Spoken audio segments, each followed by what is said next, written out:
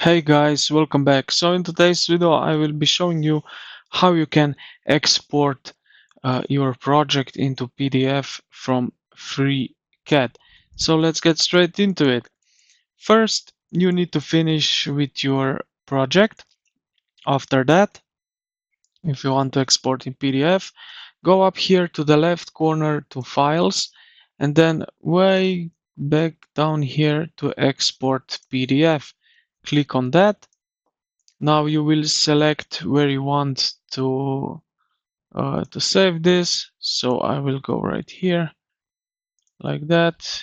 Okay, so I will do it like so. Now I exported into PDF.